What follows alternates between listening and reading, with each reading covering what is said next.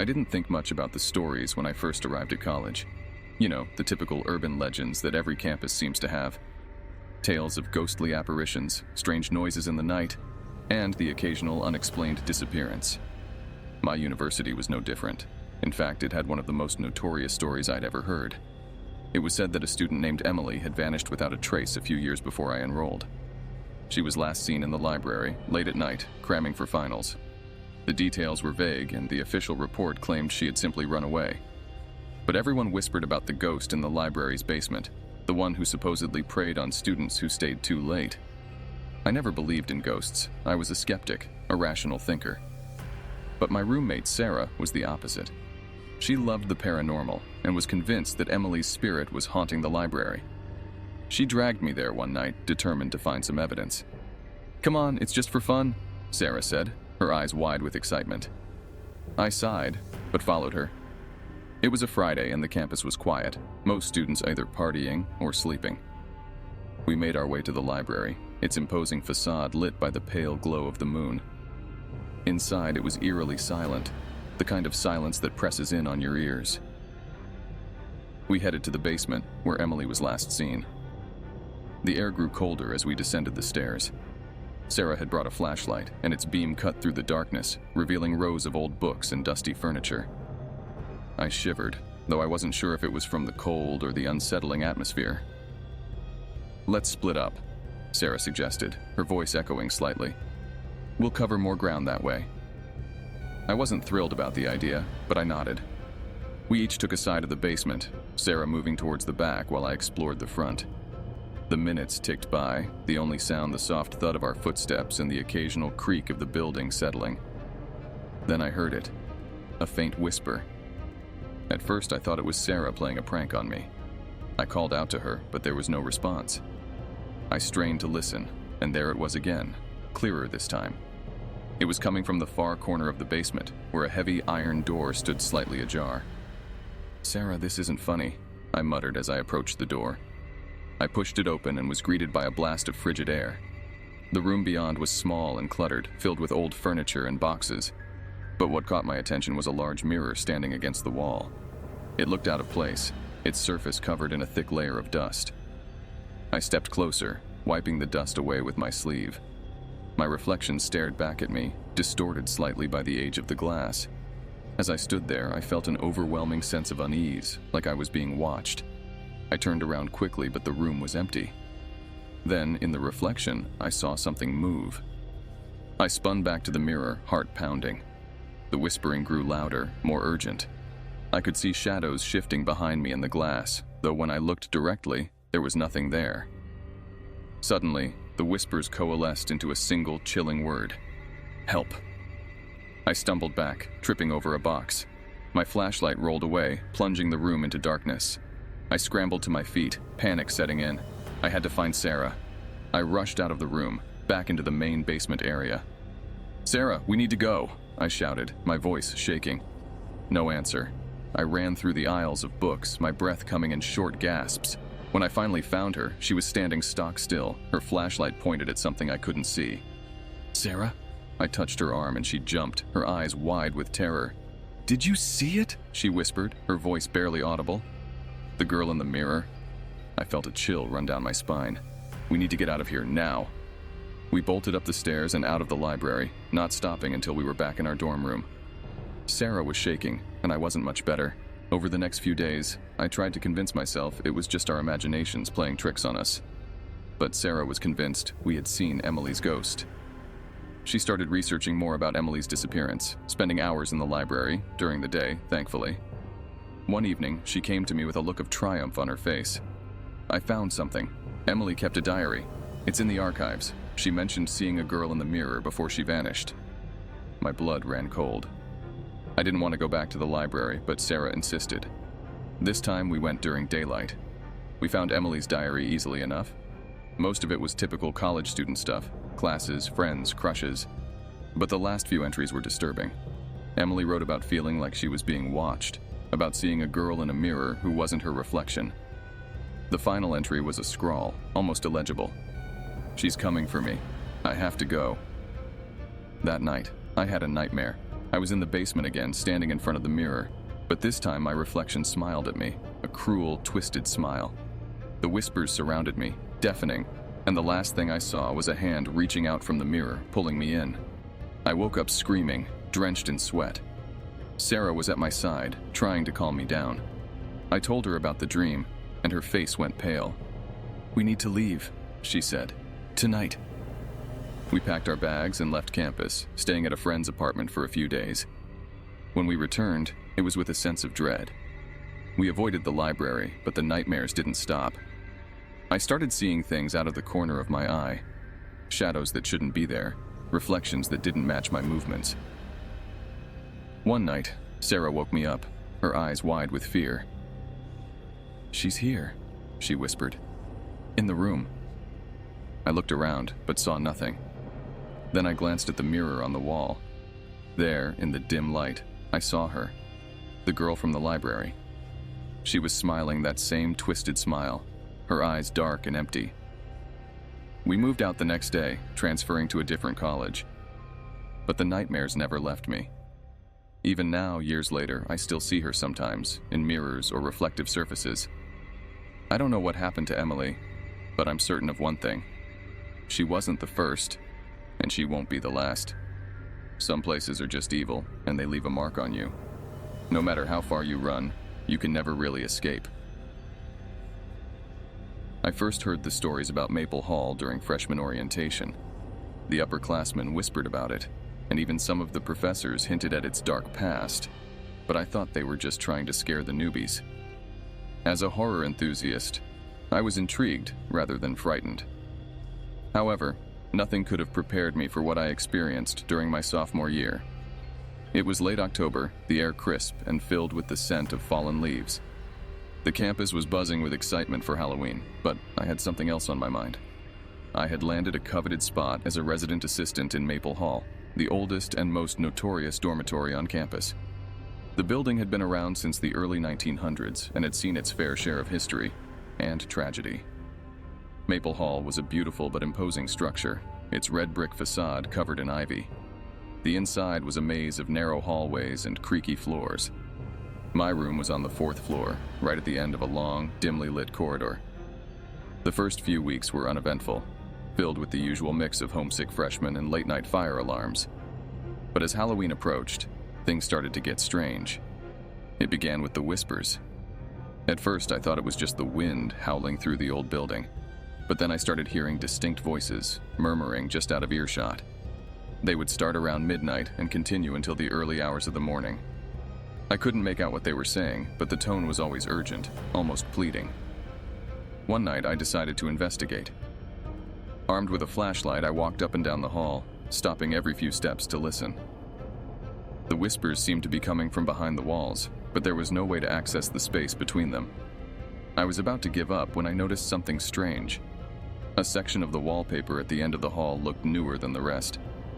I pressed my ear against it and heard a soft sobbing sound. My heart raced as I pushed against the wall. To my surprise, a small panel slid open, revealing a hidden staircase leading down into darkness. I hesitated for a moment, then started descending. The stairs were narrow and steep, the air growing colder with each step. At the bottom, I found myself in a small, musty room that looked like it hadn't been touched in decades. In the center of the room was an old wooden rocking chair, and next to it, a dusty dollhouse. As I approached, the sobbing grew louder, more desperate. I shone my flashlight around the room and froze. There, in the corner, was a figure. A girl, no older than 10, dressed in a tattered white dress. Her eyes were hollow, her skin pale and translucent. "Help me," she whispered, her voice barely audible. I took a step back, my mind racing. Was this some kind of prank? But the fear in her eyes was too real. I swallowed hard and asked, "What happened to you?" She pointed to the dollhouse. "I'm trapped. She won't let me go." Before I could ask who she meant, the temperature in the room plummeted. The girl vanished, and the door slammed shut behind me. Panic set in as I tried to open it, but it wouldn't budge. Then I heard it, a low, guttural growl coming from the darkness. I spun around, shining my flashlight in every direction. The shadows seemed to move, coalescing into a tall, menacing figure. It stepped forward, its eyes glowing red. "Leave!" it hissed, its voice like nails on a chalkboard. I bolted for the stairs, my heart pounding. As I reached the top, the door flew open, and I stumbled into the hallway, gasping for breath. The whispers had stopped, replaced by an eerie silence.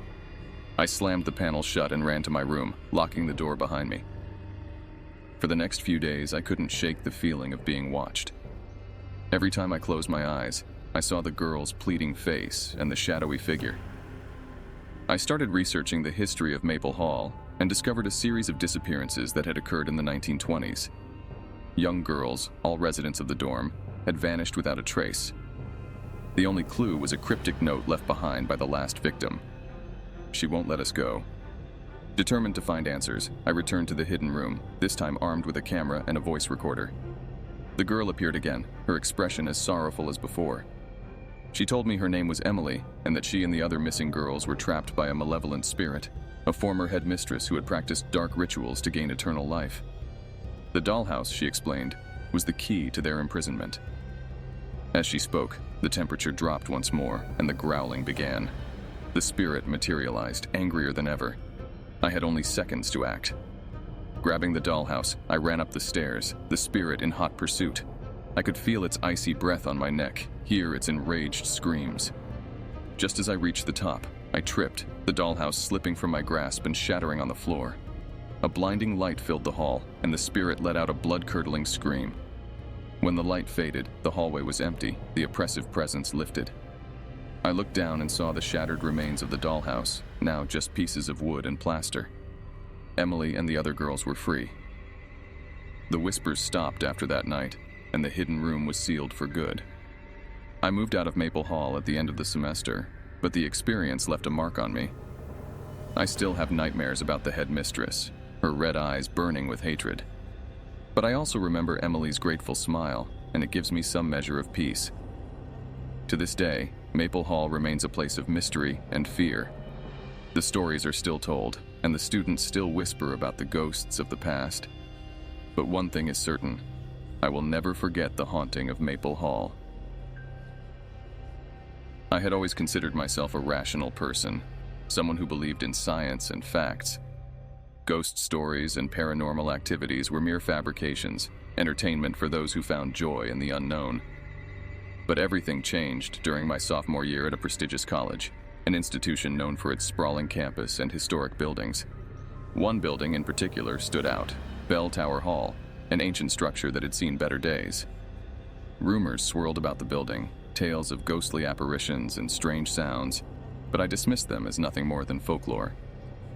It was late October, the air crisp with the promise of winter. Midterms were approaching and the library was packed, so I decided to find a quiet place to study. Bell Tower Hall, with its abandoned classrooms and dusty corridors, seemed like the perfect spot. The building had been closed for renovations, but a broken window allowed easy access. I slipped through the window and landed softly on the creaky wooden floor. The hallways were dark, the only light coming from the moon filtering through the grime-covered windows. I made my way to one of the old classrooms, setting up my books and notes on a rickety desk. The silence was comforting, and I quickly lost myself in my studies. An hour passed, maybe 2, when I first heard it. A faint whispering sound. At first, I thought it was the wind, but then it grew louder, more distinct. It sounded like someone was reciting something, a chant or a prayer. I stood up, trying to locate the source of the sound. The whispers seemed to be coming from down the hall, near the old bell tower. Curiosity got the better of me. I grabbed my flashlight and walked towards the sound. The hallways seemed to stretch on forever, each step echoing in the empty space. As I approached the door to the bell tower, the whispers stopped. The sudden silence was deafening, my heartbeat the only sound. I opened the door and stepped inside. The room was empty, save for a dusty old bell hanging from the ceiling. I shone my flashlight around, revealing nothing out of the ordinary. I was about to leave when I noticed something strange. The floor beneath the bell was spotless, as if someone had recently cleaned it. A shiver ran down my spine. I decided it was time to leave. As I turned to go, the bell rang. It was a deep, resonant sound that echoed through the hall, sending vibrations through the floor. I froze, my heart pounding in my chest. There was no wind, no one else in the building. Who had rung the bell? Then I saw it. A shadowy figure standing at the far end of the room. It was tall, its features indistinct, but its presence was overwhelming. The whispers returned, louder this time, filling the room with a cacophony of voices. The figure began to move towards me, its movements slow and deliberate. Panic set in and I turned to run. I raced down the hallway, the whispers growing louder, more frenzied. I could feel the figure behind me, its presence like a weight pressing down on me. I reached the window and scrambled through, falling to the ground outside. I didn't stop running until I was back in my dorm, slamming the door behind me and collapsing onto my bed. For days, I couldn't shake the feeling of being watched. I tried to focus on my studies, but my mind kept drifting back to Bell Tower Hall. I began researching the building's history, hoping to find a logical explanation for what I had experienced. What I found was more disturbing than I could have imagined. Bell Tower Hall had been built in the late 1800s, a time when the college was still a fledgling institution. It had served many purposes over the years: a classroom, a dormitory, even a makeshift hospital during the Spanish flu pandemic. But the most chilling part of its history was the story of a student named Emily Marston. Emily had been a brilliant student, top of her class, but she was also deeply troubled. She was known to be reclusive, spending most of her time in the bell tower, writing in her journals. In 1923, Emily was found dead in the bell tower, an apparent suicide. Her journals, filled with incoherent ramblings and disturbing sketches, hinted at a descent into madness. She spoke of voices, shadowy figures, and a relentless feeling of being watched. I knew I had to go back. I had to see if there was something in the bell tower, some clue that could explain what I had experienced. Armed with a sense of determination and a desperate need for answers, I returned to Bell Tower Hall. The building was just as I had left it, silent and foreboding. I made my way to the bell tower, each step a battle against the rising tide of fear. When I entered the room, the whispers started again, but this time I was prepared. I shone my flashlight around, looking for anything out of the ordinary. Then I saw it, a small, leather-bound journal lying in the corner. I picked it up, my hands trembling. It was Emily's journal, the last one she had written before her death. The pages were filled with frantic scribbles, drawings of shadowy figures, and descriptions of the whispers. She wrote about a presence, something ancient and malevolent that had taken up residence in the bell tower. As I read, the temperature in the room dropped. My breath came out in visible puffs, and the whispers grew louder, more insistent. I looked up and saw the shadowy figure again, standing just a few feet away. It reached out, its hand passing through the journal and touching mine. A jolt of icy cold shot through me, and I felt a wave of despair, as if the weight of Emily's madness was crashing down on me. I don't remember how I got out of the building. The next thing I knew, I was standing outside, the journal still clutched in my hand. I could hear the bell ringing, its sound echoing across the campus. I knew then that the stories were true. Something dark and terrible resided in Bell Tower Hall, something that had claimed Emily Marston and now sought to claim me. I never went back to Bell Tower Hall after that night. The journal disappeared, its pages turned to ash. I tried to move on, to focus on my studies and forget what I had seen. But the whispers never left me, a constant reminder of the darkness that lurked just beyond the edge of reason. To this day, I can still hear the bell ringing in the dead of night, a chilling reminder of the horrors that lie hidden in the shadows.